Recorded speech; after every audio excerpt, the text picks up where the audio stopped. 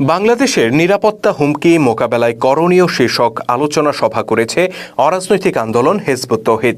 আজ শনিবার রাজধানীর institution of diploma engineers IDEB ভবনে এই আলোচনা সভা অনুষ্ঠিত হয়।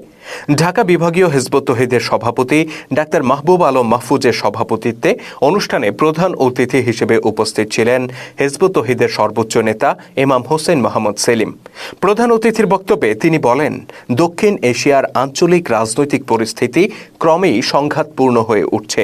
এসব সংঘাতের পেছনে ধর্মীয়, ভূরাজনৈতিক ও অর্থনৈতিক নানা কারণ রয়েছে।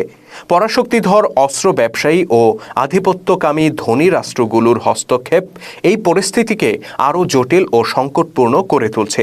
আমাদের প্রতিবেশী দেশ মিয়ানমারে যুদ্ধ চলছে। ভারত ও পাকিস্তানের মধ্যে একটা যুদ্ধ হয়ে গেল।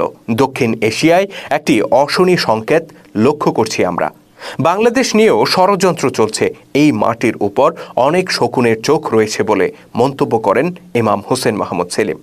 হিজবুত তৌহিদের ইমাম আরও বলেন, বাংলাদেশে যদি কোনো যুদ্ধ পরিস্থিতির সৃষ্টি হয় তাহলে আমাদের অবস্থা গাজার মুসলিমদের মতো হতে পারে। এর থেকে রক্ষা পেতে অভ্যন্তরীণ দ্বন্দ্ব কোন্দল ভুলে বিভাজনের সমস্ত পথ বন্ধ করে এক আল্লাহর হুকুমের উপর ভিত্তি করে ঐক্যবদ্ধ জাতিসত্তা গড়ে তুলতে হবে। এক নেতার অধীনে ঐক্যবদ্ধ জাতিসত্তাই হতে পারে বাংলাদেশের একমাত্র রক্ষা কবচ। এমনটাই মন্তব্য করেন হিজবুত তৌহিদের ইমাম।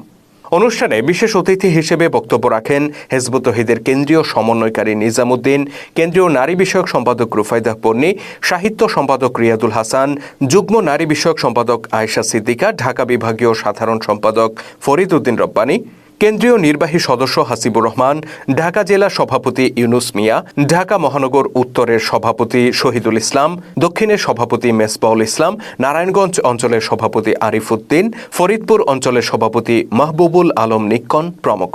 অনুষ্ঠানটি সঞ্চালনা করেন ঢাকা বিভাগীয় সহসভাপতি আলামিন সবুজ।